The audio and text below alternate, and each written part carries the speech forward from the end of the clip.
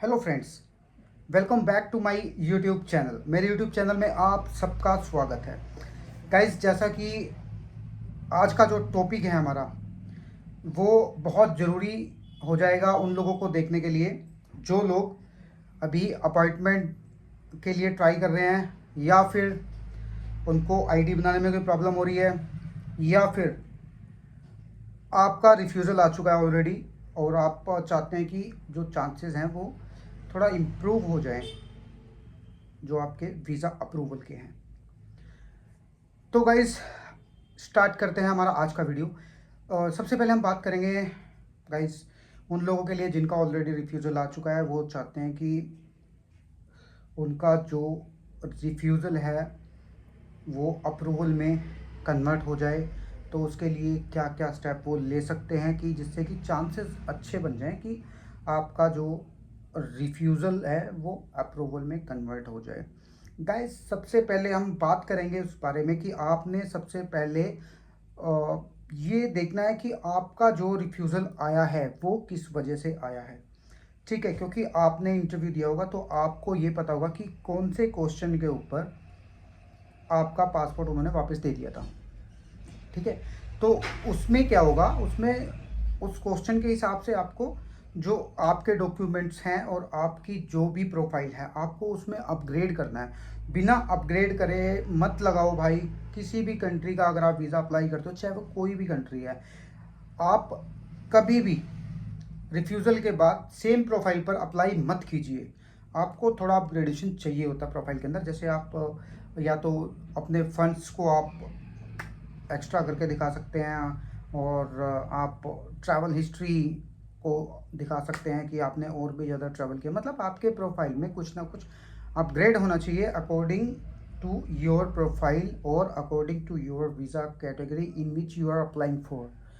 तो यही चीज़ें हैं जो आपने अपने माइंड में रखनी है, और आप इन चीज़ों को आप सोच समझ के जब आप रिफ्यूज़ल के बाद आप अपनी फ़ाइल को दोबारा से रिप्रेजेंट करते हो काउंसलर के सामने, तो वो देखता है कि हाँ, लास्ट टाइम प्रोफाइल पर जिस प्रोफाइल पर मतलब जिस हिसाब से उसने कैलकुलेट किया होगा कि आपको वीज़ा मिलना चाहिए या नहीं मिलना चाहिए, अगर उससे आप प्लस में कुछ उनको डॉक्यूमेंटेशन दे रहे हैं या फिर प्रोफाइल अपग्रेड करके दिखा रहे हैं, तो वो सोच सकता है कि हाँ, इसका वीज़ा मुझे अप्रूव कर देना चाहिए अब, क्योंकि इसकी प्रोफाइल लास्ट टाइम से बेटर है। और अगर आप सेम प्रोफाइल पर अगर आप अप्लाई करते हैं तो फिर भाई वही बात है, वो बोलेंगे कि सेम प्रोफाइल पर आपका भी कुछ दिन पहले रिजेक्ट किया था हमने वीज़ा, तो आपने सेम प्रोफाइल पर अप्लाई किया है, तो हमारा जो डिसीज़न है वो भी सेम रहेगा।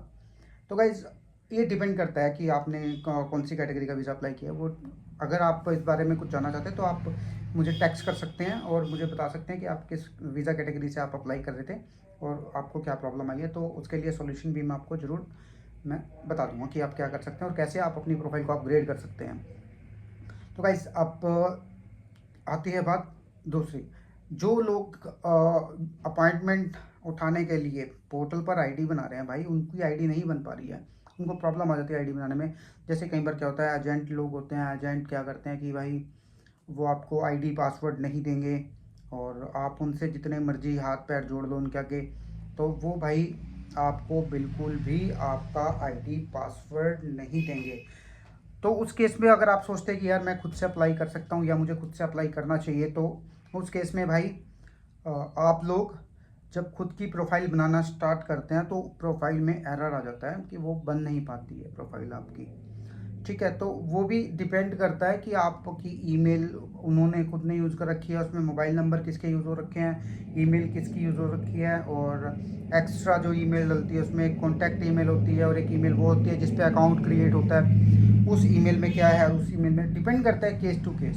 वो अगर आप मुझे बताएंगे तो फिर मैं उसका भी प्रॉपर आपको सोल्यूशन बता दूंगा कि वो कैसे होगा अगर प्रोफाइल ना बन रही हो तो। अब गाइस, हमारा जो आज का मेन टॉपिक है वो है अपॉइंटमेंट्स को लेकर। अपॉइंटमेंट्स को लेकर गाइस, बहुत सारे लोग हैं जिनको अपॉइंटमेंट नहीं मिल पा रही है और वो ट्राई कर रहे हैं रेगुलरली अपॉइंटमेंट्स के लिए। अपॉइंटमेंट्स का फंडा हमेशा से ऐसा ही चलता रहता है, क्योंकि भाई अप्लाई करने वाले लोग बहुत सारे हैं और आप जब लाइन में लगते हैं अपॉइंटमेंट उठाने के लिए, तो कई बार क्या होता है कि कोई दूसरा पर्सन आपसे जल्दी आके अपॉइंटमेंट उठा के ले जाता है। और मैं बहुत बार एक्सप्लेन कर चुका हूँ और बहुत सारे वीडियोज़ मैं बना चुका हूँ इस चीज़ों के ऊपर। तो गाइस फिर भी मैं आपको एक छोटी मोटी सी एक एक्सप्लेनेशन दे देता हूँ फिर भी, कि आप को ये प्रॉब्लम क्यों आती है। जैसे किसी को प्रॉब्लम आ जाती है कि नो स्लॉट उसको शो हो रहा है, या फिर आप जब भी अपॉइंटमेंट उठाने के लिए जाते हैं तो फिर आपको एरर आ जाता है कि एक्सीड वाला, कि आपकी जो लिमिट है वो एक्सीड हो चुकी है। तो आपको इस टाइप के भी एरर बहुत सारे देखने के लिए मिल रहे होंगे। तो गाइज़ सबसे पहले तो मैं यही बोलूँगा कि आपको जो भी पोर्टल आप यूज़ कर रहे हैं, या जो भी ब्राउज़र में यूज़ कर रहे हैं आप पोर्टल को, तो आप भाई उसको फोर्सफुली मत यूज़ करो। अगर आप उसको फोर्सफुली यूज़ करोगे तो आपको ये एरर ज़रूर आएगा जो एक्सीडेड लिमिट वाला है। और इससे बचने के लिए तो आपको पोर्टल को बिल्कुल सॉफ्टली और बिल्कुल प्यार से यूज़ करना है। लेकिन फिर भी कुछ लोग ऐसे हैं जिन जो बोलते हैं कि सर हम फर्स्ट टाइम ओपन किए हमने अभी आईडी, और फर्स्ट टाइम के बाद ही भाई हमको इस टाइप के एरर आ रहे हैं। वो डिपेंड करता है कंडीशन टू कंडीशन, वो कि आप किस सर्कमस्टेंसेस में आप अप्लाई कर रहे हो, कैसे अप्लाई कर रहे हो, कौन सा नेट यूज़ कर रहे हो, कौन सा पोर्टल यूज़ कर रहे हो। आई मीन पोर्टल से मतलब है मेरा, मतलब जो ब्राउज़र है वो कौन सा ब्राउज़र आप यूज़ कर रहे हो, वो डिपेंड करता है कि आप कौन से ब्राउज़र में क्या कर रहे हो। ठीक है। तो गाइज़ इसके लिए भी मैं आपको बताऊंगा वैसे, लेकिन आप अगर जो हाँ इमरजेंसी होती है, जैसे बहुत सारे लोगों को, जैसे F1 वाले हो गए हैं, F1 वाले, J1 वाले, ठीक है, और B1 B2 वाले भी बहुत सारे ऐसे होते हैं जिनको इमरजेंसी होती है कि भाई उनको अपॉइंटमेंट चाहिए चाहिए होती है ऑन द टाइम। जैसे किसी को कोई फंक्शन अटेंड करने जाना है, या कुछ भी इमरजेंसी है भाई जिसकी वजह से आपको अपॉइंटमेंट चाहिए ही चाहिए, तो उसके लिए अलग सा एक मैं वीडियो तैयार कर दूंगा कि आप उसमें आपको ज़्यादा इशू ना आए। ठीक है। लेकिन बहुत सारे ऑप्शन हैं आप जल्दी अपॉइंटमेंट के, कोई ज़रूरी नहीं है कि आपको अपॉइंटमेंट लेनी है और आपको जल्दी अपॉइंटमेंट मिल जाएगी यहाँ से, उसकी भी कोई गारंटी नहीं होती है भाई। क्योंकि अब जो भी एजेंट है आपको बोल रहा है कि भाई मैं 1 महीने में आपको अपॉइंटमेंट दे दूंगा, या 2 महीने में आपको अपॉइंटमेंट दे दूंगा, मैं फाइनल आपको इस तारीख की अपॉइंटमेंट दे दूंगा, इसका मतलब भाई वो झूठ बोल रहे हैं। क्योंकि किसी को भी नहीं पता होता है कि अपॉइंटमेंट्स कौन सी डेट की आने वाली हैं। उसमें क्या है कि भाई आप सपोज कीजिए कि आपको कोई भी बंदा बोल रहा है कि मैं आपको अगस्त के लास्ट की मैं आपको अपॉइंटमेंट दे दूंगा, या सितंबर के स्टार्टिंग की मैं आपको अपॉइंटमेंट दे दूंगा, मैं 5 दिन बाद की आपको अपॉइंटमेंट दे दूंगा। भाई जो अपॉइंटमेंट्स ओपन करनी है, ठीक है, वो ऑनलाइन ही होनी है। ठीक है, एम्बेसी ने ही ओपन करनी है वो।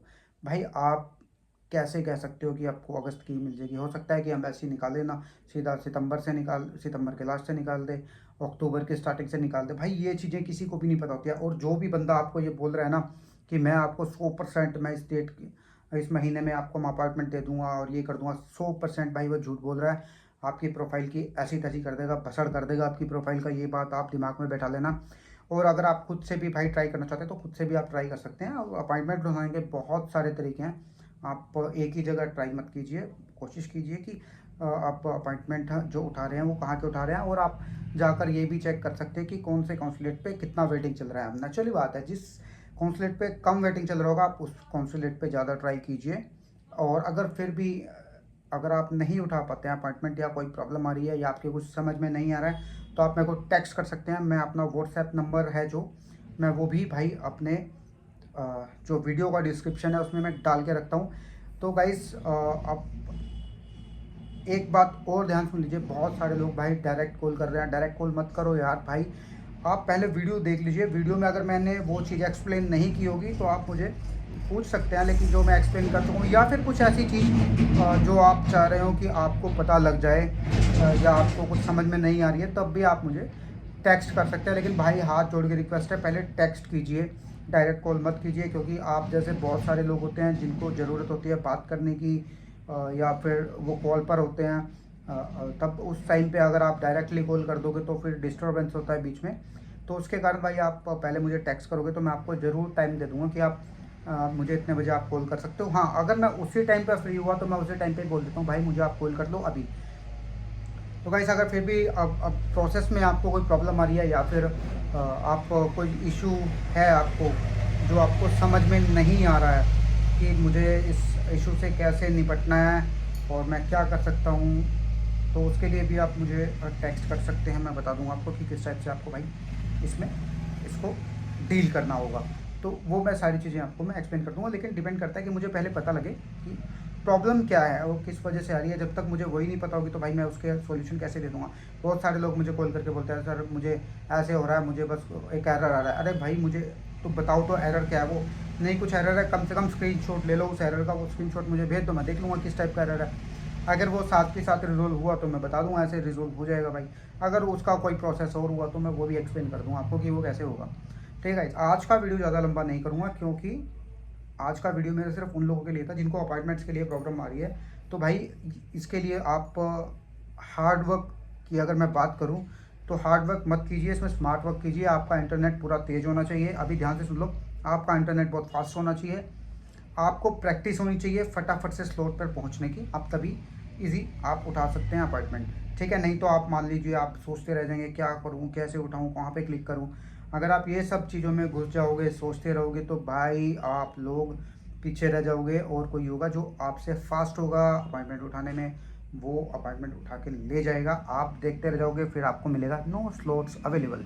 तो गाइस इस कारण भी नो स्लॉट्स आता है बहुत बार, लेकिन हर बार सेम एरर सेम वजह से आए ये भी कोई ज़रूरी नहीं है। लेकिन सबसे पहले वेरीफाई करना जरूरी है कि एरर आ क्यों रहा है और कौन सा एरर आ रहा है। गाइस आज के वीडियो में सिर्फ इतना ही। मिलता हूँ एक नई वीडियो के साथ, एक नई इन्फॉर्मेशन के साथ। अगर फिर भी आपको लगता है कि मैं कुछ एक्सप्लेन करने में भूल गया हूँ, या फिर आप चाहते हैं कि मैं किसी अलग से एक टॉपिक पे मैं वीडियो बनाऊँ, तो मैं वो भी बना दूंगा गाइस। मिलता हूँ एक नई वीडियो के साथ। Thank you, bye bye.